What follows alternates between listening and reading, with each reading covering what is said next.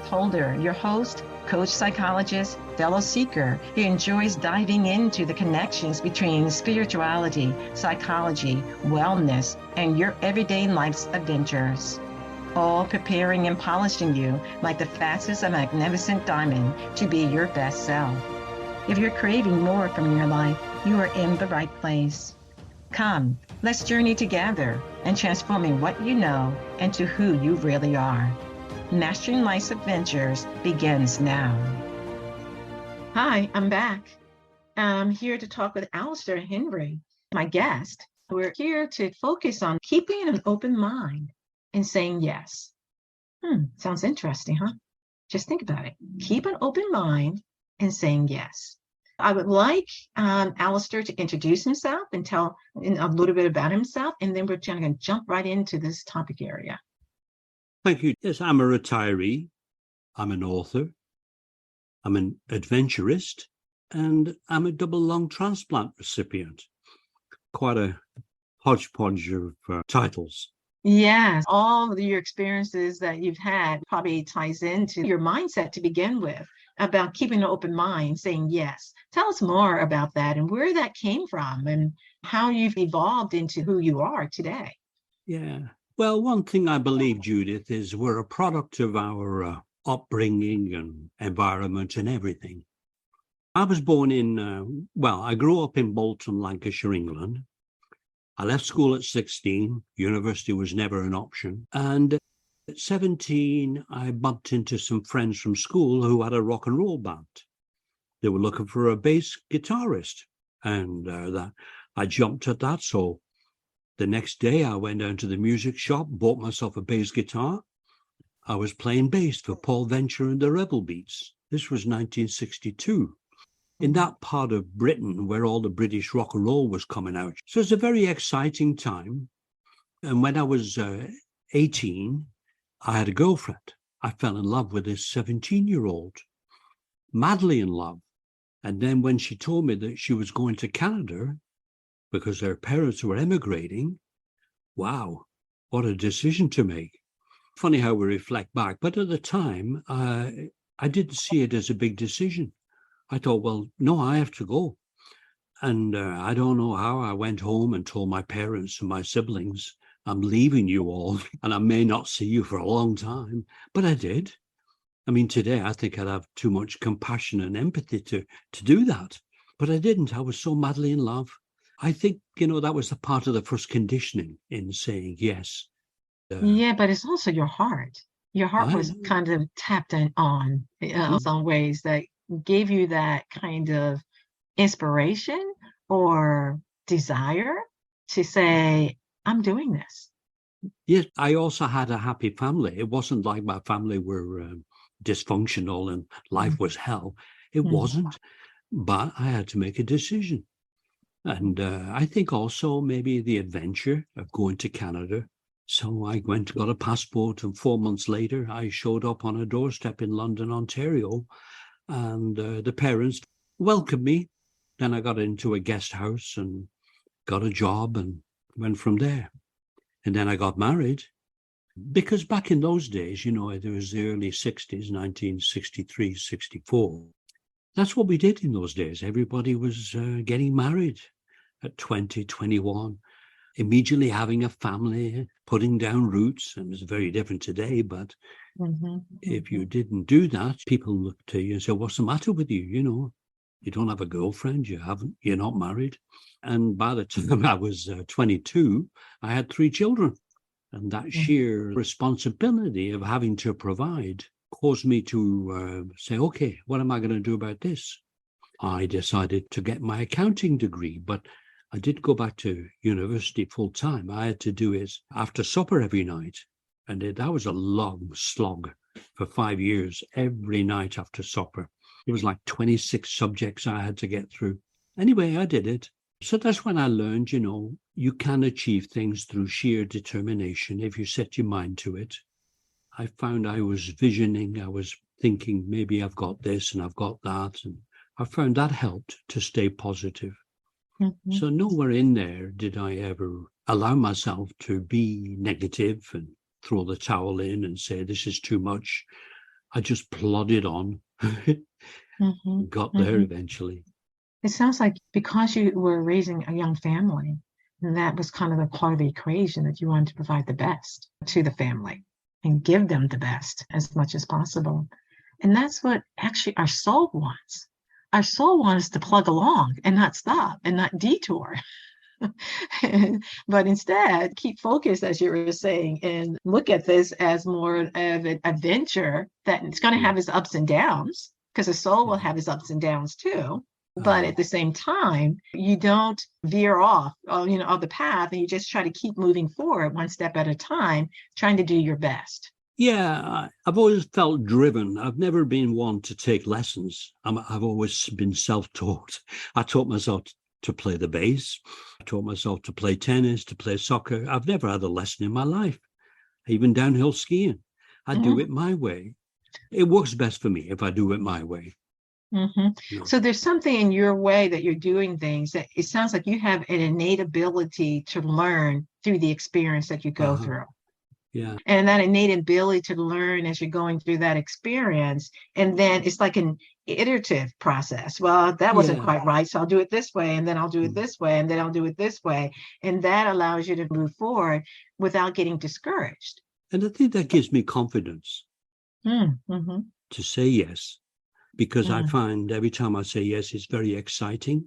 I'm never disappointed, always wonderfully surprised at how life turns out when you say yes. It's like looking across the room and seeing a door and wondering what's behind that door. Well, you had to cross the room and open that door to see what's beyond. You can't guess. Who knows what's behind? But for me, I have to cross the room and open the door. I have to see what's beyond. That seeing beyond is something that happens with the word that came to my mind is courage. It's the courage to be able to say, I have an interest. And I love the word you used earlier about adventuresome, liking adventures, because it allows you to not get into the fear factor that many people can get into. And fear tends to put a straitjacket on you. Yeah. And I think for me, Judith, leaving home at 19, I had to immediately stand on my own 2 feet. If things didn't work out in Canada, I couldn't go running home to my mum and dad or anybody. I left all my friends, everybody. So I had to mature very quickly. And I think that caused me to feel comfortable making big decisions, not being fearful of them. And when I started taking my course, I became very, very ambitious, very goal-oriented. And every couple of years, I was changing jobs for more money, bigger position. And my goal was, I started with nothing, but I wanted to be a vice president of finance by the time I was 40. And that happened. I did become a vice president of finance. But all along this, there was a part of me that was always restless. I was always anxious. And even though I was successful, I always felt, there's something missing. I'm not content. I'd like to be more satisfied, more personally fulfilled. And that is the same thing that happens with our soul. We don't realize the restlessness sometimes is our soul saying, okay, there's something more here. This is not all what life is cracked up to be. It's just not this achieve, but it's more learn, grow, have experiences that allow you to be able to kind of use them as stepping stones to strengthen who you are, the trueness of who you are as a person, truly getting into what really is happiness here. Because I did accomplish this particular goal at 40, being vice president. You achieved that. But at the same time, it still didn't quite hit that inner urge for something more. And that's the key that sometimes happens with people, that we think, yes, we want to be successful, we want to achieve, and we think that that's the only way that we're going to be happy. But when we get there, we realize, this is not quite happy either. What else do I do here? So I looked at it and I thought, okay, well, maybe if I work for myself, maybe that's it. That's what's missing. I found an opportunity. I went into business with my son, who was 20, the two of us. And we ran that business for 12 years and it was very successful. But then again, we worked very, very hard. We did everything that we had to do to be successful.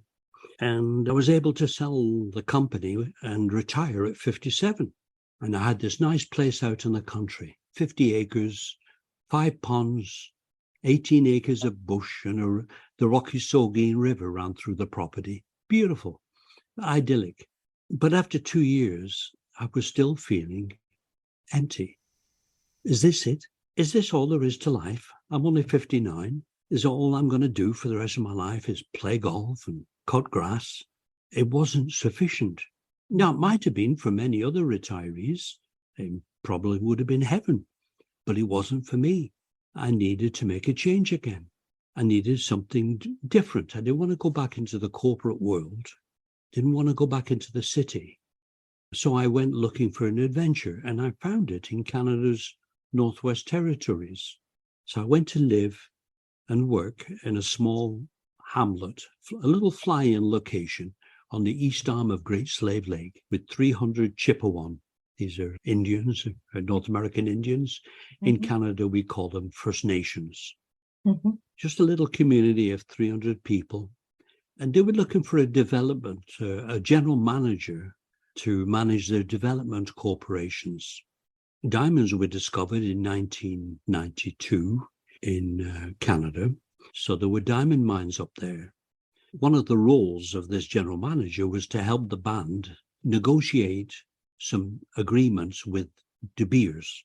De Beers had 2 properties on Snap Lake and Kennedy Lake. These were diamond mines. But before they could proceed, they needed to negotiate these agreements with the Lutsuke Deni band. And that was one of my jobs, to help the band. So that's what really attracted me up there. It was wonderful. When I went in there with the mindset that I'm the seasoned business guy to run these corporations, Monday to Friday. And on the weekend, I'll have fun. I'll go fishing and hunting and whatever. But this community of 300 people, it wasn't like great big subdivisions. It was just one little community. And they acted as a community. There was a community hall. Mm-hmm. It was like one great big 300 people congregation. Very different. In Canada here, right, we were so very independent. We go to work, but we just wave to the neighbor. We don't really do anything with the neighbor. We don't socialize with them, really. We have our own friends. But there in Lutsuke, everybody was related because they believe in this pure bloodline thing. But what I noticed was I was changing. I went up there with these best practices, goals and objectives, expectations, none of it, because they weren't conditioned by, I'm a product of Canada, of North America. They're not. They live on a different planet, even though it's still Canada. They live mindfully in the moment, always have, mm-hmm. and they don't have any goals or expectations. They just live mindfully. It's wonderful. Mm-hmm. Because I went in there and I found that, I had a couple of fire crews. We had a fire base up near the airport. So I had 16 people on payroll. And then I had other people that went in to be janitors and cooks at the diamond mines. So I had a payroll. And I would say to them, okay, so we're going to get paid on the 1st and the 15th. Okay? Well, the day after, they came to me and said, can we get an advance? It's like, no way. I can't give you an advance. Everybody would want an advance. So I sent them away and I didn't feel bad. But then next day they came and they said, Johnny really needs some diapers and we have no money. And then another one needed some food. And then it dawned on me. They've worked. They've earned. We owe them this money. Who am I to say you're not going to get your money for 2 weeks? What's that all about? What gives me the right?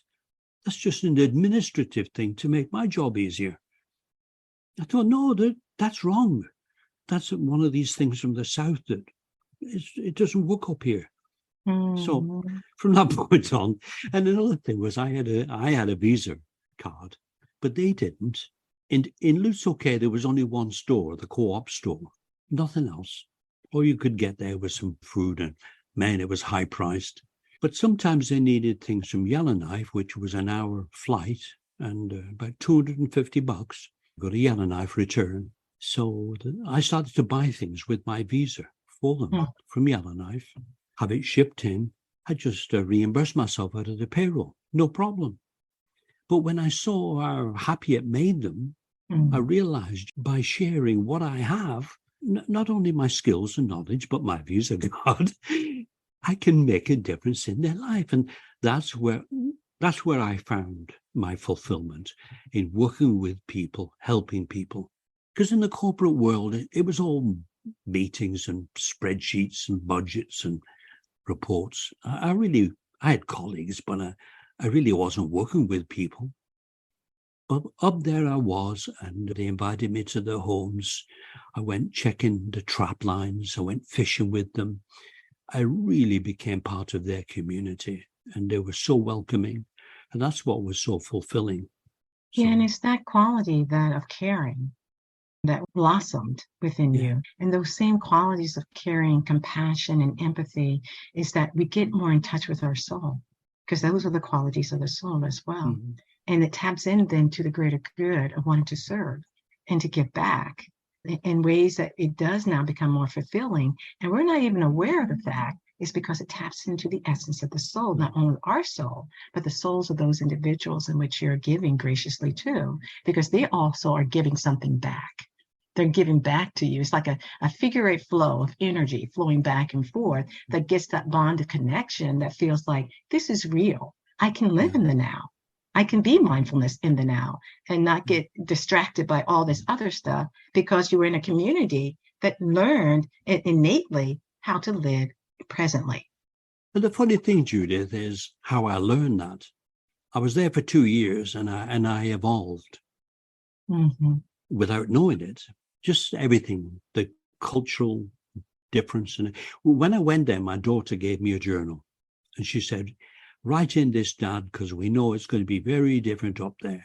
So I did. Initially out of a sense of obligation, because I knew she'd be saying, "How's the writing coming, Dad?" I didn't want to disappoint her. But so much was happening, and so much was new and exciting. I wrote and I wrote, and I wrote in all of these books and notebooks. And after 2 years, which I felt like I've been up there a long time, more than 2 years. Time is a strange concept. I used to stop and try to remember, what did I do before I came to Lutzoke? And even though it was only 2 years, it seemed like a long, long time ago, because so much had happened. Anyway, I took all of these notes, and I thought, I can't just give these to my daughter and say, "Here, read this." It really was unintelligible. So I decided I would put it all into Word, Microsoft Word. So what I did, I went to Costa Rica, to a little town called Coweta on the border of Panama for a month. I booked into a guest house with my computer, and I typed all of these notes into Microsoft Word. And then I started to go through, delete stuff that didn't go anywhere. A lot of it didn't. It was just a one-off. But there were threads. I started to work with it. And that's when I realized how I had changed from the beginning. Like when I went in there and people came and said, "Can you help me?" My reaction was, "No way. I'm the businessman here. I don't help people." Because I'd never volunteered or done anything in my life. And then after 2 years, it's like, "How can I help you today?" Total change. So I call this writing Awakening in the Northwest Territories. It was my awakening. It sounds like it was also the awakening of your soul. And because one of the things that the soul wants, Judith. It wants reflection. When we can have reflection time, that means we're able to see the greater span of what's going on in our worlds. You could see your evolving process taking place. Also, it moves into refining, because it's like your reflection and then refining and being aware of that in the writing process that you did. And then it moved into looking at all the rewards. It's like R, and R. The rewards that came from that experience, because you did reflect and you did refine, and now it's moved you into rewarding and going to a greater awareness of, this is what I want more of.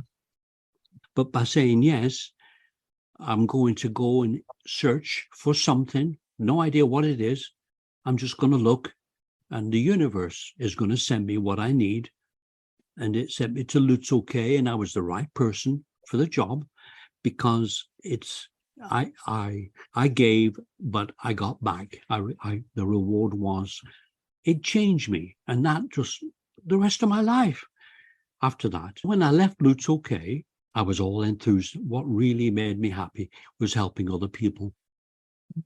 So I found this opportunity in Dhaka, Bangladesh, working with a small NGO, working with the abjectly poor in rural and coastal areas.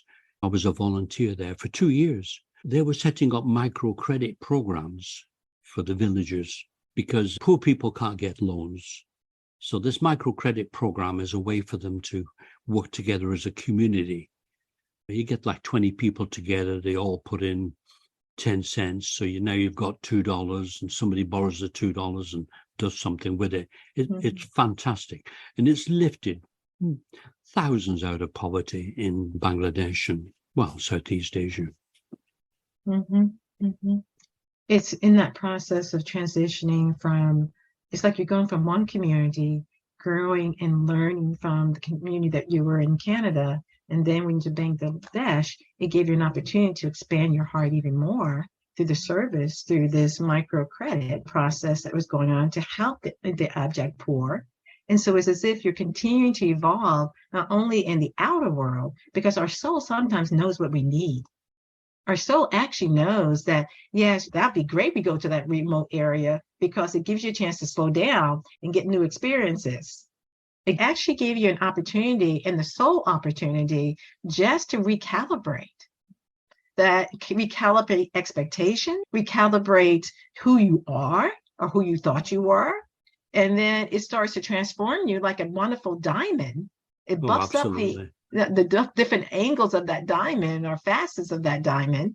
And then you take that as aspect, and then you go to the next community of serving and helping, maybe in a different way through the microcredits, but it's evolving you another level of awareness, and also tying into that desire for having some level of adventure, which the soul is great. It loves adventure. Oh, yeah. When I was in Bangladesh for 2 years, I went backpacking in India. I went to the Taj Mahal. I went to Varanasi, Sarnath. I went up to Cherrapunji. So all of this was, as I say, I'm an adventurist. It's all part of the package of enjoying life. Life shouldn't just be like it was all those years in the corporate world. I just went in there and came home exhausted and went back in. And the thing was, I thought that was success. I was there with the rest of my colleagues. That's what we were all doing. We work like dogs, and the whole idea is to retire and take it easy. And we never questioned it. That was the whole purpose. And it was only after I did that I realized, no, this isn't living. This is, But the corporate world teaches you that. You see, in our world, our society, it's all about winning. Without knowing it as children, all the time we're being pushed to win, to be top of the class. We're being pushed into sports, and it's all about winning all the time.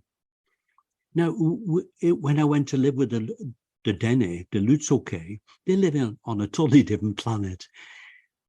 There's no winning. They just live mindfully, share what they have. They go fishing and they come back and they put some of it in a big freezer in the community for the elders. The elders come and take it. We can learn so much from them. And I realized having expectations only made me feel disappointed. Why? When I didn't achieve all of the expectations, I focused on what we didn't achieve. So I got rid of that, and I used to go to work and say, okay, whatever we achieve, I'm going to celebrate. And even if Joe didn't do a great job today because he was hungover, he still did his best. So I realized you do your best. You can't always be brilliant and be first, but as long as you do your best, that's all that matters. And when you start to think along those lines, you feel calmer, more restful, more satisfied, and happier. Yeah. Yeah, exactly. And when it came to my mind, you said that you do your best and let go of the rest. You know? Absolutely. Also, that means you're letting go of the worry and Yeah. being able Well, to I have another saying, Judith, and it's you go with the flow, you make it up as you go. Exactly. And that creativity and that innovativeness and that adventuresome allows you to be able to kind of make it up and do it well. Because remember, you said earlier about you learn best by just trying to practice it, be it skiing or be it playing an instrument or what it may be. That's something that's innate to you. And that's where I think is the preciousness of what you're talking about is that you tapped into that at an early age, knowing that you could trust your inner self to work through whatever it needed to work through. And you could have some trust in that and that process. And that's what the soul is actually wanting us to do, is work it through, trust. If you didn't do it right, so what? Try it again. Exactly. Try it a different way. Don't be so critical or hard on yourself, but know that life is for growing. Life is for living. And I've always realized that, Judith, that life is it's a journey. And it's like a book. It's just comprised of different chapters. And when we get old, we can't do the things we did when we were 25 because the body just isn't the same. So this is the whole thing, mentally, emotionally, physically, as we go through life, we just keep going through different stages. And if we embrace and move on, but a lot of people get stuck and they refuse and they hang in there, refuse to accept reality. But it's beautiful if you accept reality. You just say, okay, well, now I'm on the next stage of my life, and the next stage, and the next stage. And each stage, every time there's change, you have to compromise. You have to let go of something. You can't drag it all with you. It's all baggage. So you have to know, just let it go, move on, and grab a hold of the new stuff. It's wonderful, exciting. But I know a lot of people that are stuck. They just won't let go. Like they don't know how to. They don't know how to let go. It's just stuff. It's just stuff. So that letting go is a process of mentally, emotionally, even sometimes spiritually. There's things that we need to just let go and be open to. What is the next door, the next window, or the next experience that will be open to us if we're trusting ourselves. And so those that are on a spiritual path, consciously or unconsciously, or seekers, you just do it because you have the faith that things will work themselves out. You have the faith that, yes, you may get your knee scanned, you may not work out the way that you wanted to, but you keep on at it because you're here to grow and to continue to learn and advance. And that seems like what you've been able to do just very innately in your life. I call it the universe, Judith, for some strange reason, karma, whatever.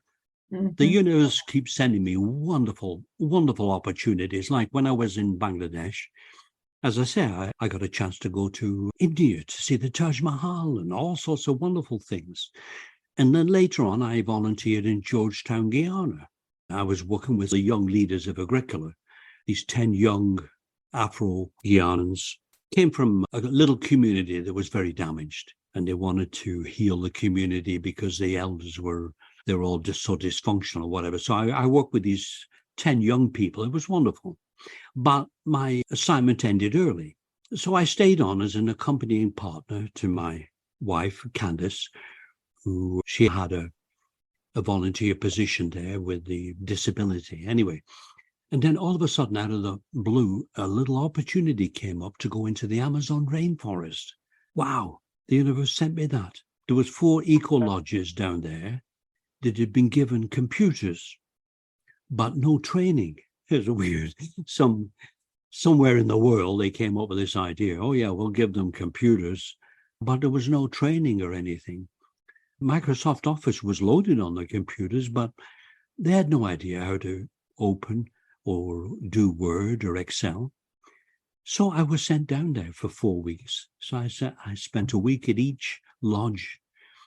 But as I was there, all these wonderful opportunities came out. I went up the river to see the giant river otters, and then it was the Caymans at Yuppie. And so you never know. When you say yes, you never know what wonderful opportunities are just around the corner, and they always are. Yeah, and that is a nice way. And I think I would like to just have you come back for part two with this, keeping an open mind and saying yes, is how your life has evolved into these wonderful opportunities.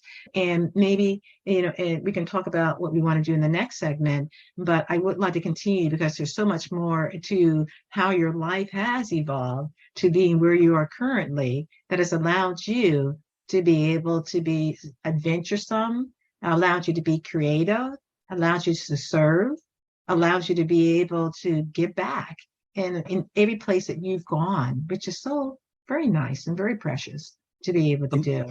And most of all, to be happy. Yes, that's the piece I want to talk about, is that happiness component of what's been able to be created. So if there is kind of a word or a statement that you want to leave at this part one segment, what would that be for our seekers? It would be to be fearless, to think about all the what ifs that never happen, but it stops us from being all that we can be. Our society conditions us to be fearful because it sells products. And without knowing it, we're conditioned. So we're fearful of this, fearful of that. And I think about when I was growing up, I was 7, 8, 9, 10. We would just leave the house, play all day. My mom and dad had no idea where we were. And we just came back at supper time. Well, today, man, you wouldn't do that with your children. We're living in such a fear-ridden society. It's so bad because there's no liberty, there's no freedom. It's sad. Mm-hmm. But as an adult, you can choose to be fearless. Everything I've done, very seldom has there been any bad stuff arise. There really hasn't. Mm-hmm. So that just proves it's just mentally fearing. Yeah. You're so right. And part of that is the kind of the fear base in our society and some of the circumstances that we find ourselves in. But as an adult, as you're saying, we can live a little bit more fearlessly because with our soul in mind, because it helps our soul to continue to evolve and advance as well. If they want to reach out to you, Alastair, where can they find you? Well, I have a website, and there's a lot on my website. As I say, I'm an author, so my books are there. Excerpts from my books, reviews. The website is www.alastairhenry.com. So it's ALASTAIRHENRY.com. And you can contact me on that website. There's a contact us button there if you have any questions or you would like to ask me anything. I'm always willing to discuss or talk with people. Indeed, you are. You're very much people-oriented. And it's been a delight to have you in this first segment, and I look forward to having you back in our part two. Thank you, Judith. For seekers, bye for now. Thank you for joining me for this episode on Mastering Life's Adventures, being your best self through soul evolution. If you have enjoyed what you've heard today, I would be delighted if you would share this episode with others, leave a thumbs up, and subscribe to my Mastering Life's Adventures podcast. Look forward to your joining the next episode. Please leave any comments or suggestions you might have below. Bye for now.